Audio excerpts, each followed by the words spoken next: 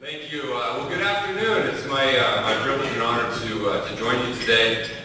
Thank you for the wonderful introduction, being recognized as a Marine. Through my own fault, I don't always get recognized as a Marine. I was on the board of directors for the Historical Society, Marine Corps Recruit Depot, which is where I went to boot camp. A lot of years ago, for a long time, it was just like a few years ago, but now it's actually, I need to be honest, it's been a lot of years ago. But I was down there not too long ago, and I was walking through, and a drill instructor came up to me. And I don't care how long ago it was that you went to boot camp. It could be like a week, or a year, or 10 years, or maybe closer to 20 years. When a drill instructor walks up, you tighten up a little bit. You're like wondering, did I shave, or my shoes polished? And so this drill instructor walks up to me, and I kind of tightened up, so a little straighter. And I was lost. I was trying to orient my map around. It happens, particularly to Marines. And the drill instructor looked at me and he said, "Sir, can I help you? Are you lost?" And I said, "I am." I said, "I appreciate that. I could use some help." And he looked at my small little lapel pin, a little Marine Corps emblem, and he said, "Are you a Marine?" And I said, "Well, no longer on active or reserve status, but once a Marine, always a Marine." "Yes, I am." He said, "Well, sir, if you're a Marine and you're lost, you must certainly be looking for the barber shop." Like, all right, you got me. Which is better, to mention, I'm very, very proud of my Marine service. I'm very proud to have been the first combat veteran of the recent wars elected to the legislature. But that can be a rough job, and I understood one day at the gym the perils of sometimes it's better to not be recognized. I had a guy come up to me at the gym. It was about 5:30. He was sweaty. I put my hat on. And he kind of had that familiar look. And he kind of looked, and kind of waved, and kind of waved back. And I thought, well, maybe this was someone who supported me. Maybe it was someone who voted for me. He caught me over at the water fountain, and he said, "Hey, anyone ever tell you that you look like that Nathan Fletcher guy?" Going kind of good. You recognize me even at the gym. And I said, "Yeah." I said, "I get that sometimes." He said, "It must really piss you off." So sometimes it's better to not be recognized. But I love my decade of service in the Marine Corps. It means the world to me. Very proud of having been a Marine. And now that I've been out for a while, I kind of look back and I think about it in the context of what the Marine Corps gave me and what I gave it. I certainly never got back either. And so any opportunity I can where I can help out our returning veterans, where I can try and provide a little assistance or support, or maybe encourage others with a little encouragement to do the same, I always take up the opportunity. And not just to help the Marines. I mean, the Marines are, without question or without dispute, irrefutable fact by far, vastly superior than any of the other branches, in part because we're so humble. But we love all of the other branches. My little brother is in the Navy, and I was just talking to him actually this morning, and every time he reminds me he was in the Navy, I always say, what happened? Why is that? And at which point, we have some proud Navy people here. At which point one night, we had a bunch of family over for dinner, and he and I were kind of getting in this Navy Marine Corps thing. And he pointed out, he said, "You know that we created you. The Navy created the Marine Corps. This is true. This is absolutely true." And he said, "You're a part of us. You belong to us," which is also true. We're the Department of the Navy. And he said, "We formed you, and we own you, and therefore I kind of own you a little bit." And I took it for a minute, and then given that it was my little brother and there was a lot of people there, I said, "Jonathan, did you ever tell anyone why you had to create us?" And he got real quiet. And I said, "Because you were too chicken to get off the boat and fight." I said, "So we're in the military." But I come actually from a joint family. We always talk about joint affairs. When I served in Africa, I worked with the Army with the 10th Mountain Division. Some of my closest friends in the world, amazingly brave soldiers. I worked with a few of the Army Special Forces teams on my deployment in Africa. When I served in Africa, I actually had a joint team that included an Air Force guy. I was talking earlier to Nacho, I think he may be the lone Air Force guy here. There too, and your wife. There you go. You just brought the Air Force population in San Diego, you like doubled it. But we love the Air Force. I mean, I had an Air Force guy on team in Africa. But I had an experience with the Air Force. I was going to tell you at the table, but I'll tell you now that I think about it. We had an Air Force guy. We're outside Fallujah, and it's the summer, and it's 130 degrees. This is 2004, and we had these Air Force guys who were there in our convoy for where we were going somewhere. And we got hit with a roadside bomb, and you stop, and everyone gets out and full security, and we're waiting for EOD to come defuse the other bomb. And the Air Force guys aren't getting out of their Humvees. And I said, well, why aren't they getting out? And one of the Marines with me, he goes, dude, they have an air-conditioned Humvee. I said, that's crazy. I said, who told you that? I said, there's no such thing as an air-conditioned Humvee. I said, I've been in the Marine Corps for 10 years. This does not exist. He goes, no, somebody told me that they had it. I said, well, people told me the moon landing wasn't real, but I didn't believe that either. And I said, this doesn't exist. I know the Air Force has a comfortable life, but there is no such thing as an air-conditioned Humvee. So I said, they're just being lazy. So I go back and I beat on the door, and it's a cool 127 degrees. And I beat on that door, and he didn't open it. Doesn't roll the window down. He goes, yeah, what's up? I said, hey, get out, 100% security, everyone out. No, we're good. We're Air Force, we're good. I'm like, no, get out. And so I reach down and I open the door, and whoosh. About 52 degrees inside that air-conditioned Humvee, and they had an ice chest with ice. I don't know where they got ice. I haven't seen ice in 7 months. So you gotta give a lot of props and respect to the Air Force, man. They really did a good job. But my family was great. I mentioned this when I was a kid growing up. Our closest friends, our closest family friends were my cousins. Jeremy Wise was one of my best friends in the world, just absolutely close. And he had 2 younger brothers, Ben Wise and Bo Wise, and we called them the 3 wise men. So the 3 of them, their name was Wise. And so the 3 of them and my little brother did everything together. We played together. We all joined the military together. I went first in the Marines, and then Jeremy went to the Navy. He became a SEAL. Ben joined the Army, became a Green Beret. My little brother joined the Navy as a pilot to this day. I don't know if there's any pilots here. Room full of 200 Navy people. Do you know how to tell who the pilots are? Yeah, don't worry, they'll tell you. That's my brother. I always ask him, I'm like, how do you get that whole head inside the canopy? But I love him, so my brother's in the Navy, he's a pilot. And then Bo, baby Bo, the 3rd wise man, he brought it home strong and joined the Marine Corps Infantry. And so our family is joined. We celebrate all the birthdays, all the holidays of all the branches of service. We love them all. And we estimate that just our family alone between us did 2,500 days overseas in either Iraq or Afghanistan, between the 5 of us deployed. What's really impressive and what you really would clap at is if you saw the family football games. You get a SEAL, a Green Beret, 2 Marines, and a pilot. And those are some intense battles, and I want to say for the record, my team won every single time. But the real point of being here today is to share with you a little bit of kind of my experience. I want to share my reflections on my service, and then just my observations on the environment in which our veterans are coming back into, the challenges they face, the difficulties they face, and then what I think really is the opportunity or the role that we can all play in helping them as they adjust back and transition back, primarily by finding employment, which I believe is one of the single most important things for returning veterans. Finding a job, having dignity, having purpose, having work. And without that, we often see a very terrible downward spiral. I want to preface my remarks by telling you I'm not an HR expert. I'm not a mental health expert. I'm just a Marine who cares a lot about our returning veterans and is going to do everything that I can to try to help them. So when we talk about, and I refer to them as kids, even though I feel like I came out of this group, but I always think of the younger ones that are getting out. When we talk about it, I think it's important to talk about who they are. And not who they are in terms of what branch they came out of or what they did, but what do they represent as a generation? And you know, you hear a lot about the greatest generation, and it's such an amazing story of sacrifice and purpose. And there's a generation that not only won the war, but did so much to rebuild America. They built the class, they built the institutions, the infrastructure, that rebuilt the world.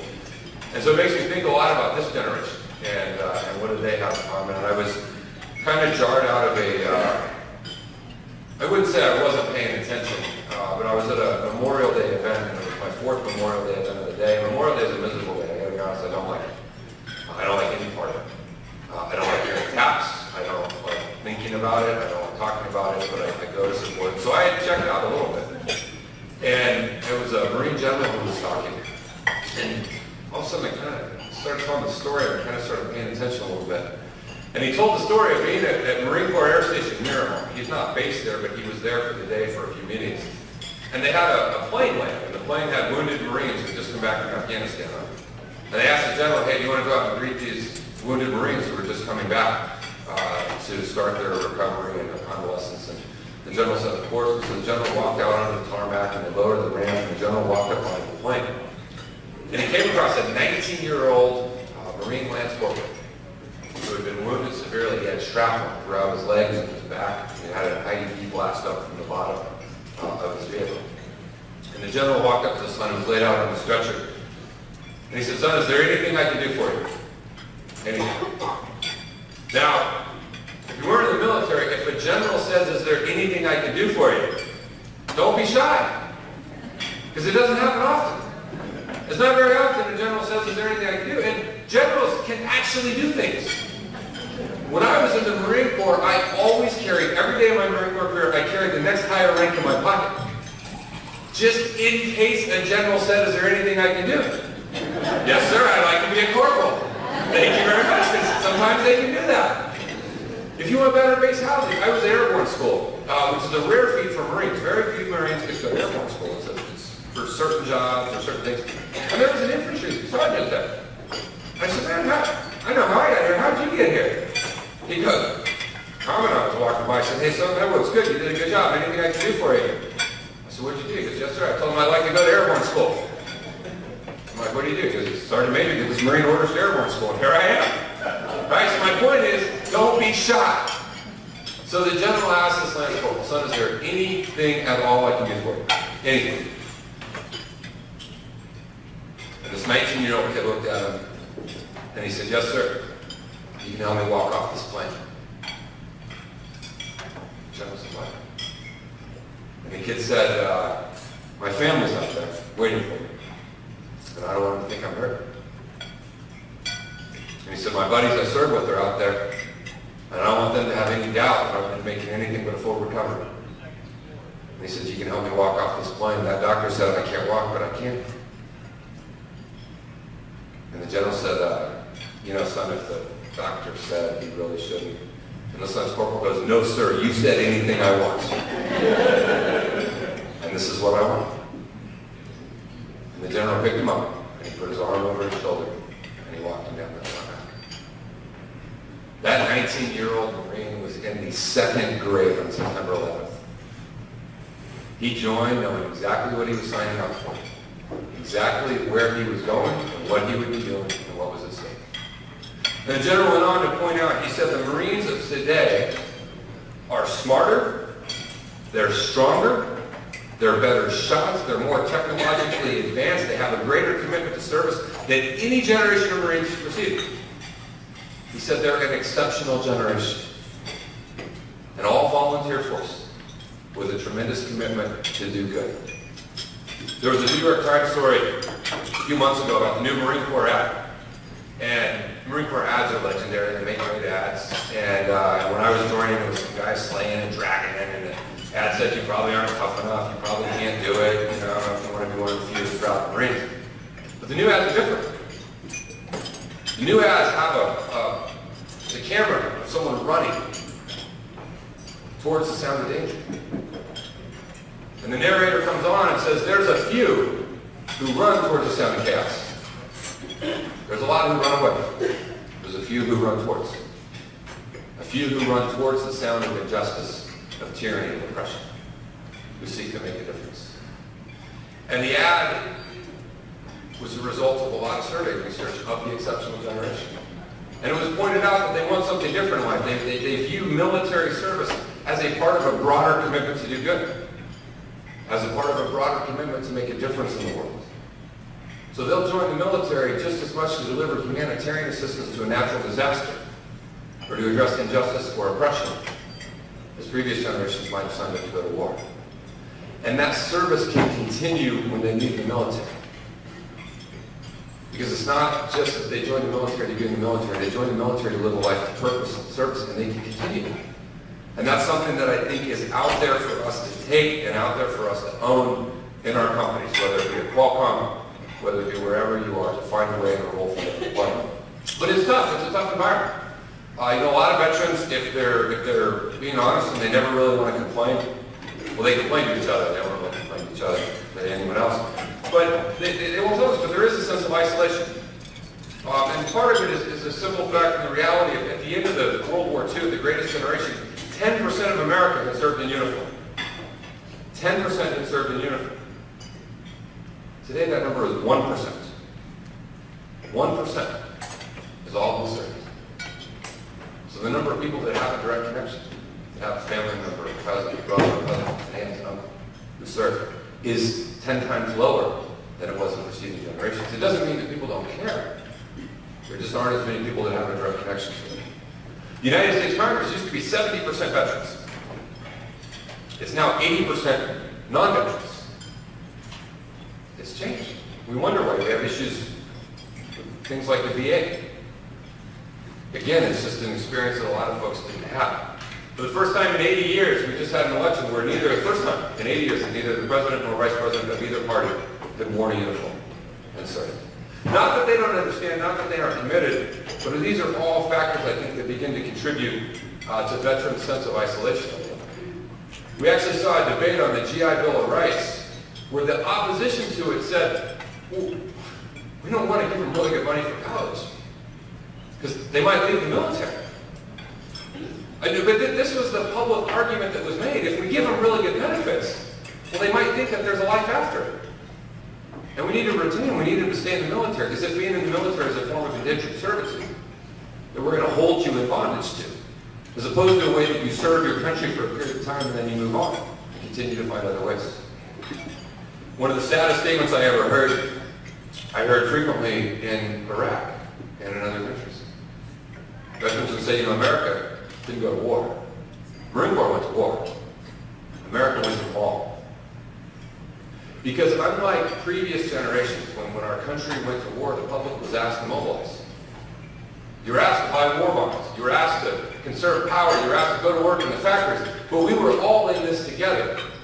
And if you look back in the aftermath of the attacks in our countries, what was the American public asked to do? Get on an airplane. Go shopping. Live your life as if it were normal. And so there is a sense among veterans, a sense of isolation. A feeling that we didn't really all go in this together. And that is reinforced when you see problems like you saw with the Veterans Administration, where veterans are sitting on waiting lists for years on end and aren't getting the care and attention they need. Now, there is a lot of good that's coming. And I think a lot of the good that comes is a public that is motivated and wants to help. And you see this with the attitudes that folks have. You see this with the thanks that people give. You see it when people clap in airports. You see it with, you know, Padres having a military day. And people genuinely appreciate the service, and they genuinely thank those who serve. And that is a huge improvement from Vietnam. And I always tell Vietnam veterans that I get a lot of thanks and appreciation that is people making up for how they mistreated them by overly thanking us. And they bore that burden for us to make it a little bit easier. But our veterans need more than people standing up and clapping for them at the airport. They need jobs. They need help with the transition. And that's kind of what I want to kind of focus the rest of my time on, is giving you a little mindset into the veterans who are returning today, and then some advice and some tips for how you may be able to find a role for them in your organization. Because the tragic reality is that in America today, we're losing between 22 and 50 veterans commit suicide every single day. Between 22 and 50 every single day. We will lose more to suicide than we lost in a decade ago. And we've got to do better. And folks often ask me, you know, how can that happen? You know, what is going on? And I tell them, you know, if you want to get inside the mind of a combat veteran a little bit and understand how hard it is and how difficult this is, imagine what they went through. And I'll never forget, I read it in whatever grade you read, All Quiet on the Western Front. I read it in school. But when I was deployed overseas, there was a copy of it sitting there. I picked it up and read it. And there was a passage in it that really jumped out at me, and I'd never thought about it this way, but it makes so much sense. That an 18-year-old kid going to war, that year in a combat zone is 100% of their adult life experience. That is 100% of their adult life experience. When I was older, I had traveled around the world, I had been in the developing world, I had seen death, I had a better frame of reference, I had a better sense of what was normal and what was abnormal. We have a lot of kids joining the Marines today, and they grow up in suburban Carlsbad. They've had a wonderfully kind of comfortable, sheltered life. I was surprised that when I went to boot camp. I grew up in kind of a hard, scrappy, blue-collar factory family. We had kids come to boot camp and never been punched in the mouth before. It's true. It's good. Don't mistake what I'm saying. Don't tweet. Don't tweet that, you know, kids need to get punched in the mouth. No, that's not what I'm saying. But they didn't have, I mean, you know, they got to boot camp, and their greatest adversity in life had been what their position was on the lacrosse team. They didn't have a lot of life experience. And so they come to boot camp and we yell at them for 13 minutes. That's it, we just yell at them. I don't think they're allowed to curse when they yell at them anymore. So they yell at them in very clean, G-rated language. And then they get some training, and then they get on a plane and they go. And their first day in a combat zone, their first day of adversity, their first difficult situation in life, could be picking up the body parts of their best friend. Could be responding to a car bombing or a market. In which case you see sandals all over the place. People say, why are there sandals? It's because people are blown out of their sandals. You see really small sandals of children.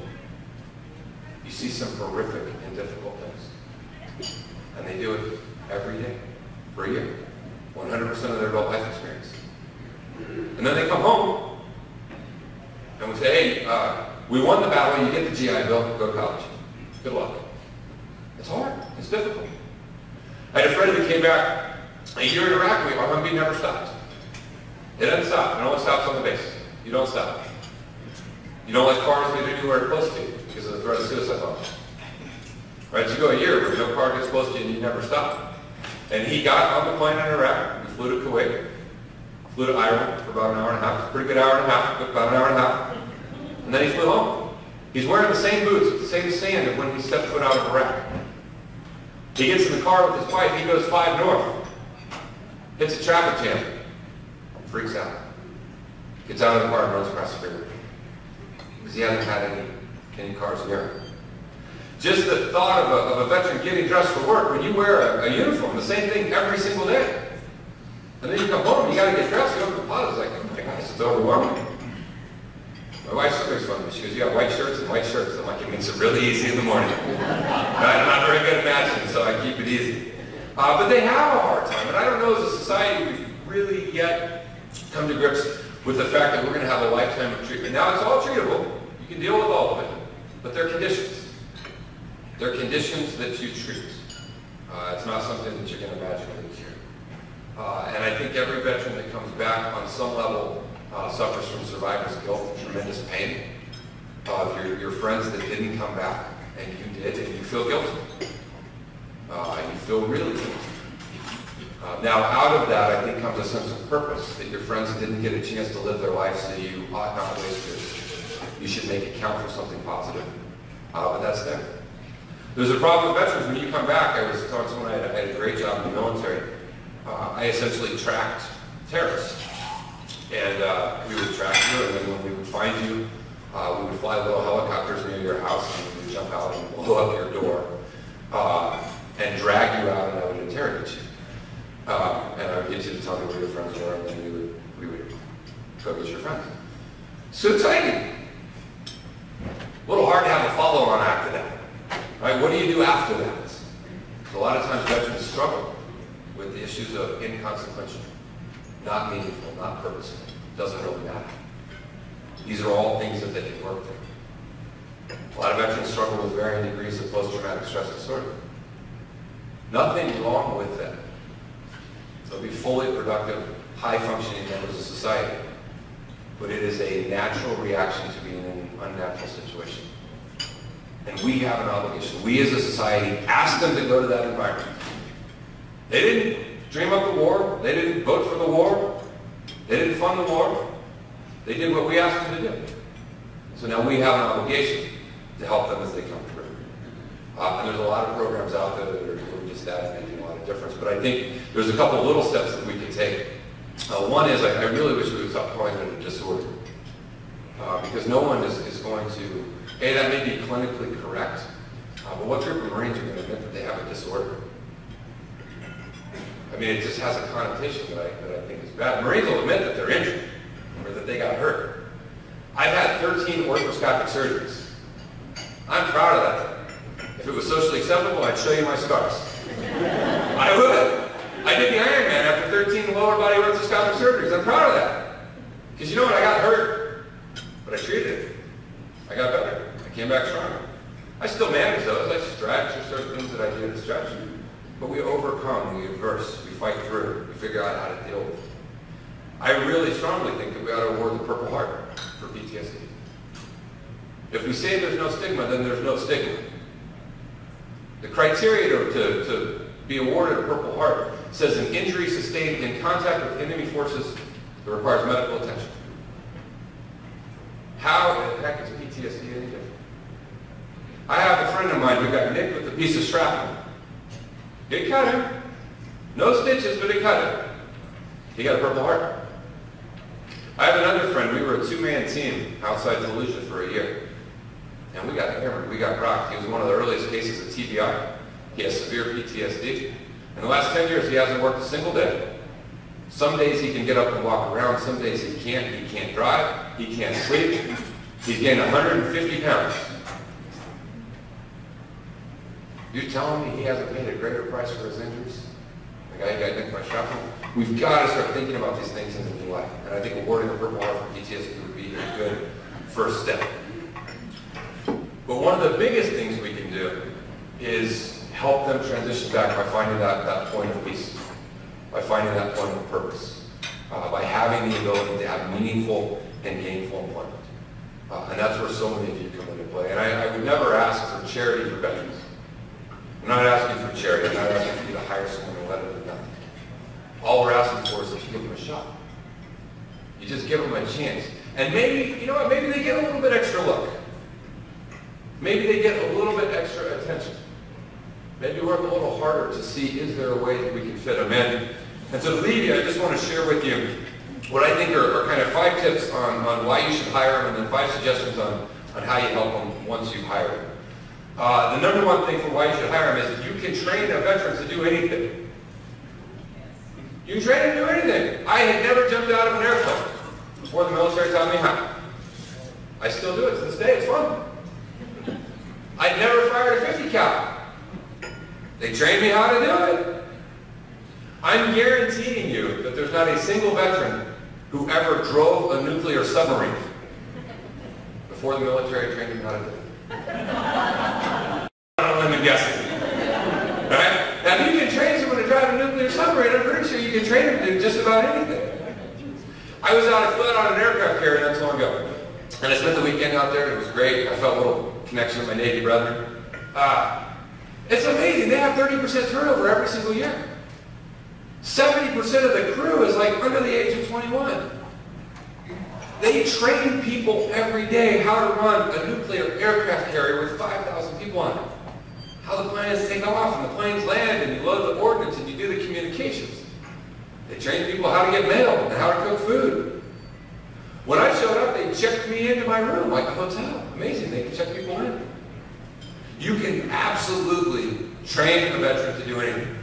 So when you're thinking about hiring them, don't just look at, do they have the ability to have the technical, I mean, because if the military did that, if they said, well, we're only going to accept in the military if you have prior experience driving a nuclear submarine, there wouldn't be anybody, right? So think about that. You can train them to do anything. The second thing, they've probably done more than you think. When you dive into their resume, particularly if you talk to someone who understands military resumes, they've probably done a lot more than you think. I was talking to an executive at Verizon, and he was telling me that what they did is fascinating. They took 2 of their HR people, and they basically sent them to military school. And they learned every job in the military, what it actually does. And they learned every training course of what it actually teaches them. They did all these things. And so if you apply for a job at Verizon and you check veteran, it goes right to those 2 people.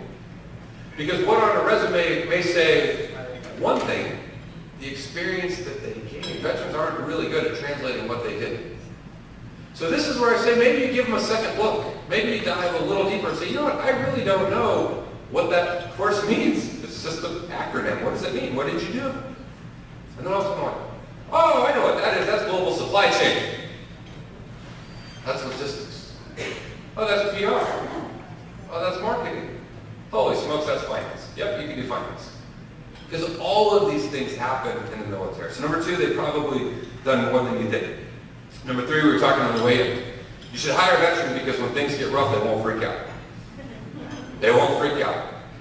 I used to tease my staff where they would say, come in, oh, there's a crisis. I'm like, a crisis? Really? Yeah, I'm like, how many people are dead? How many are bleeding out of their ears? How many Humvees are on fire? Are you stuck in a minefield? No helicopter air support coming? Because I was there. That's a crisis.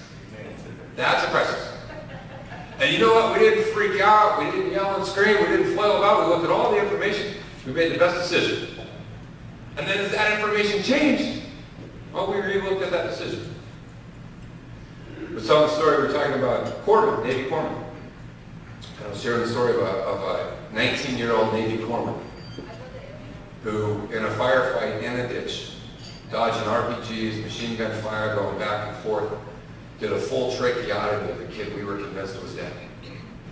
In a ditch. Between Fallujah and Ramadi. I'm dumping hot brass down his neck, people are screaming, rockets are going off, and he did a full tracheotomy. The kid saved his life. That kid's alive to this day. Saved his life. And someone said, well, yeah, but how does that translate to us? I said, if the email server goes down, he won't freak out. He's like, I got this. I got it. We're okay. Right? There's a sense of calm. Look, you can't get that anywhere else. I told that kid, if he doesn't come home and become an ER doctor, he's done a tremendous disservice to the world. Because when I'm in a car crash, that's the kid I want. Right? That's the kid I want. They won't freak out. Another upside, why you should hire them. We had one of the things I really got frustrated with in the Marine Corps is the battalion commander would say, hey, I want everyone out there at 0800. And get bumped down a level. I said, well, we better tell them a little bit earlier. That guy said, well, you know what, I want them at 7:45. They get bumped down to the next level. And the company commander said, well, 7:45, we don't want anyone to be late. 7:30. I guess the platoon commander. By the time it gets down to us, I'm there at like 3:30 in the morning. Right? Because if you're not early, you're late. So if you hire a veteran, you won't have to teach them how to be on time. Right? They got it. They show up. They're on time. They're ready to work. They're ready to go. They're not going to give you a bunch of excuses. And number 5, and I really think this is important, but just get the job done. I never once in my 10-year career in the Marine Corps went back to my commanding officer and said, hey, you know that thing you asked me to do? It was hard. It was tough. It would have required me to work on the weekend. No, you just get it done. You just do the job. You just get it done. And that attitude and that approach is good. And it's needed and it's valued. And it's something that they really bring. So now you've hired them, hopefully, what are some things you can do to make their progression smooth? Number 1 is I think, understanding PTSD. There's no stigma. Talk about it. Be open about it. Unless your company has a policy that says if you have diabetes, we won't hire you. I mean, if you have that policy, then you shouldn't hire someone with PTSD. But if you're willing to hire someone who has diabetes, then you ought to be willing to hire someone who has PTSD. If you're willing to hire someone who's been in a car crash, or was maybe the victim of a crime, then you ought to be willing to hire a veteran who has PTSD. Don't create a stigma. They're not going to freak out. They're not going to come to your work and go, no. It's just it's a condition they deal with. They get treatment, they go through it, they have productive lives, they have really good lives. But be open and be honest. And tell them, hey, it's okay. We'll make sure you get the right help. We'll make sure you get the right treatment. We'll accommodate it just as you would accommodate any other situation for any other employee. Number 2, put them in teams with a sense of purpose. I tease the Army a lot. I love the Army. But I really hated that ad. They had this Army of one. One guy running through the jungle of the desert. No, it's not an Army of one. It's a team. Everything in the military is a team. Small unit leadership, organization, mentality. know how to work in teams, right? Put them in teams. Let them have a structure, know who's in charge, where they go, how does it work, what's going to happen. The third thing is focusing on projects or missions. You know, your entire cycle in the military is you're preparing for a deployment. You do workups, you do the deployment, you do the after action. You prepare for a mission. You do a workup, you do the mission, you come back, you do the after action. Rarely do you just sit around and do nothing. Rarely do you just mundanely do the same thing over and over. So if you can put them in a role where they have projects and missions and objectable things that they can accomplish and then start new, I think that's a really good environment. The fourth thing is helping spend time with other veterans. You can hear this afternoon from Jerry Borgia, who runs one of the best programs I've seen at Qualcomm. And I'm not just saying that because I work with you. I said it before I worked there. The QSIP Warriors program is tremendous on helping make the transition. But the other thing that Qualcomm does is we have a military veterans group. Let them hang out with each other every now and then. I sat at a dinner not too long ago, and I sat down next to a World War II veteran. Iwo Jima survivor. He was a Marine. Iwo Jima. And we sat down, and he and I, man, we started talking. We started quietly telling stories. 35 minutes later, he got up to go to the bathroom. I looked at his wife, and she was sobbing. I said, "What's wrong?" She said, "I've been married to him for 57 years. He's never talked about it once." And she said, "He just met you. He doesn't even know you." Because you'll tell stories to each other that you'll never, ever, ever tell to anyone else. San Diego State's done amazing work in creating a student veterans center where the veterans can get together. It's a place of refuge. It's a place of comfort. You can create an environment like that in your workforce. You can create, it's a military veterans group, and once a month they have a little social, but they have a network. They have an email list. They know who else there is kind of like them, and when they're struggling or they need to vent, they know who to go talk to. You can do the same thing with mentors, executive mentors, forms as they come in, but help them spend time. And the fifth thing is empower them to do their job, but correct them, offer guidance and directions. You don't just want to tell a Marine, "Hey, just go do this," because they might end up like blowing up a building. You got to give them a little left and right lateral limits, right? You got to give them some do this in this context, and give them feedback. There's nothing bashful or shy about the military. If you screw up, someone's going to let you know. We're used to that. You can call it constructive criticism in the private sector if you want, right? But give it to them. Let them know. Hey, you're doing good. Hey, you're doing bad. They're not fragile, but they got to know because they're in a brand new environment and they're unsure. They're unsure. Am I doing it right? Am I doing what they want? They're out of their element. They're out of the structure. They'll adjust in. But give them that. You don't have to yell and scream at them. They probably won't complain. But my HR folks probably don't want that. But make sure that you're giving them some instruction and some guidance with what's happening. And if you do that, I promise you will have some of the best employees you've ever had. The most loyal, the most committed, the most team-oriented. People who will stay with you for a long time and really do good. But in doing that, you're also not only helping that veteran, but you're sending a powerful message to my two little boys. They're age 6 and 3.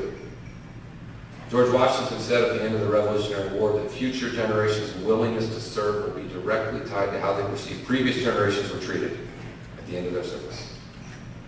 And when my boys see homeless veterans from Iraq, when they see unemployment, when they see these things, it sends a message. And we need to send the other message. In closing, I mentioned my cousins, the 3 wise men. If you've ever seen the movie Zero Dark 30, there's a scene on it where the Jordanian intelligence sources come in on the base and they bake a little birthday cake for him, and the 7 CIA people are standing out front to greet him. And one of the security agents kind of argues and says, we have these security procedures for a reason. We need to search him at the gate. In real life, that was my cousin. Jeremy Wise was killed December 30th, 2009 in Coast, Afghanistan.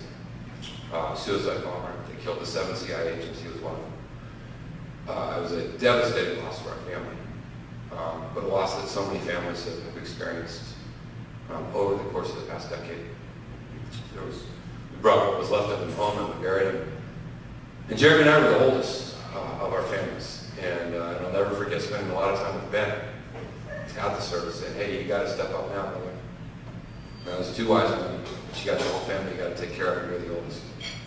And he did great. He did great. He stepped up. He was strong. He was bold. He was courageous. And then January 15th of 2012, he was killed in Afghanistan, in a firefight. When we brought Ben back, we opened, and before you deploy, you fill out these forms for, how you want, where you want to be buried and those things. And he had two requests. He wanted to be buried in the service uniforms, and he wanted to be buried next to his brother. Jeremy and Ben are gone. And they represent that generation who gave that last full measure of devotion. But Bo is still here. Bo is still here. The third white man is still here. And he represents that generation that survived combat and is now fighting to survive in peace. He represents that group that has a really high unemployment rate. He represents that group that occasionally you see homeless on the street. He represents that group that are committing suicide because they've lost hope. And we have to reach out to them with the message that said, you had the courage to go to war. You had the courage to fight for your country. We need you to have the courage to ask for help. We all need to come together and say, they fought for us and now it's our turn to fight for them.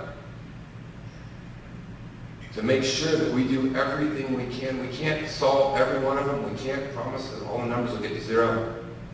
But we can do better than we're doing now. And I recently started in the memory of the Three Wise Men Foundation to try and to help address these issues, to do my part. But it is time for all of us to come together, to do our part. And I don't ask that you give them charity. I don't ask even that you give them sympathy. All we ask is you give them a chance. Give them a shot to show you what they're made of. And I promise you, the exceptional generation won't let you down. Thank you very, very much for letting me